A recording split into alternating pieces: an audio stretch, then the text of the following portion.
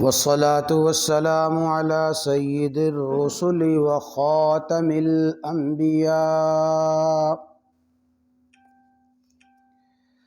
اللهم صل على سيدنا ومولانا محمد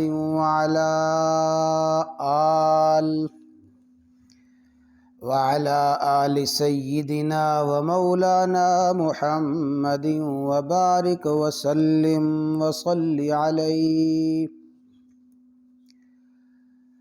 باب ما جاء في قول الله تعالى واتقوا فتنة لا تصيبن الذين ظلموا منكم خاصة وما كان النبي صلى الله تعالى عليه وسلم يحذر من الفتن.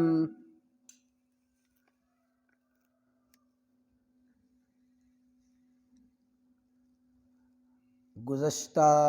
رمضان المبارک میں اللہ تبارک و تعالی کی توفیق سے کائنات کے سب سے بڑے فتنے اور سب سے خطرناک فتنہ دجال کے حوالے سے کچھ دروس ہوئے تھے. اللہ تبارک و تعالی نے ذہن میں یہ بات ڈالی کہ جیسے فتنہ دجال کے بارے میں دروس ہوئے ہیں، اسی طرح رسول اللہ صلی اللہ علیہ وسلم نے اپنی امت میں پیدا ہونے والے بے شمار فتنوں کا جو تذکرہ فرمایا ہے، میری امت میں یہ فتنہ ہوگا، یہ فتنہ ہوگا، یہ فتنہ ہوگا، بے شمار فتنوں کی خبر رسول اللہ صلی اللہ علیہ وسلم نے دی ہے. تو فتنہ دجال کے بعد ان فتنوں کا تذکرہ بھی ہونا چاہیے، اور ان دروس کا مقصد یہ ہے کہ اللہ تعالی ہمیں ان فتنوں سے آگاہی بھی نصیب فرمائے اور اللہ تعالی ہم سب کی ان فتنوں سے حفاظت بھی فرمائے. یہ جو کتاب میرے سامنے کھلی ہوئی ہے، یہ بخاری شریف ہے. حضرت امام بخاری رحمہ اللہ تعالی نے اس کتاب میں مستقل عنوان قائم کیا ہے، کتاب الفتن، فتنوں کے بارے میں احادیث. اسی طرح احادیث کی جتنی بڑی کتابیں ہیں، احادیث کی تمام بڑی بڑی کتابوں میں جہاں کتاب الایمان کا تذکرہ ہے، کتاب العلم ہے، باب الطہارہ، کتاب الصلاۃ، کتاب الصوم، مختلف عنوان سے باب قائم کر کے احادیث نقل کی گئی ہیں. کسی باب میں ایمان کے بارے میں احادیث ہیں، کسی باب میں علم کے بارے میں احادیث ہیں، نماز کے بارے میں، روزے کے بارے میں، حج کے بارے میں. اسی طرح احادیث کی تمام کتابوں میں کتاب الفتن کے بارے میں بھی عنوان قائم کیے گئے ہیں اور فتنوں کے بارے میں احادیث ذکر کی گئی ہیں. اور میں عرض کرنا چاہتا ہوں میرے بھائیوں، توجہ کے ساتھ بات سن لیں کہ یہ جو زمانہ گزر رہا ہے اور پوری دنیا میں اس وقت جو حالات ہیں، اہل فکر و دانش فرماتے ہیں کہ یہ دور فتنوں کے عروج کا دور ہے. رسول اللہ صلی اللہ علیہ وسلم نے جن جن فتنوں کے بارے میں خبر دی تھی، یہ دور ان فتنوں کے عروج کا دور ہے، اور اس دور میں اس عنوان کو سمجھنا اور اس عنوان سے آگاہی حاصل کرنا نہایت ہی ضروری ہے۔ فتنوں کے بارے میں سب سے پہلی ہدایت جو رسول اللہ صلی اللہ علیہ وسلم نے مجھے اور آپ کو دی ہے، وہ بڑی ہی یاد رکھنے والی ہے، عمل کرنے والی ہے۔ رسول اللہ صلی اللہ علیہ وسلم نے بے شمار فتنوں کی پیشین گوئی فرمائی، خبر دی، اور ان تمام فتنوں سے بچنے کا سب سے بڑا حل، فتنوں کا سب سے بڑا علاج جو رسول اللہ صلی اللہ علیہ وسلم نے میرے لیے، آپ کے لیے تجویز فرمایا ہے، وہ ایسا نسخہ کیمیا ہے اور ایسا مجرب ترین علاج ہے، جو شخص یقین کے ساتھ، خلوص کے ساتھ اس علاج کو، اس نسخہ کو استعمال کرے گا، انشاءاللہ ثم انشاءاللہ اللہ تعالی ہر قسم کے فتنوں سے اس کی حفاظت فرمائیں گے۔ وہ کیا؟ وہ علاج یہ ہے کہ اے میرے امتیو، بڑے خطرناک فتنے ہیں، بڑے رنگین اور بڑے دل فریب فتنے ہیں، لیکن ان تمام فتنوں سے بچنے کے لیے تم اپنے آپ کو اپنے خالق و مالک کے سپرد کر دو، اپنے خالق و مالک کی پناہ میں آ جاؤ، اللہ تبارک و تعالیٰ کی پناہ حاصل کر لو ان فتنوں سے،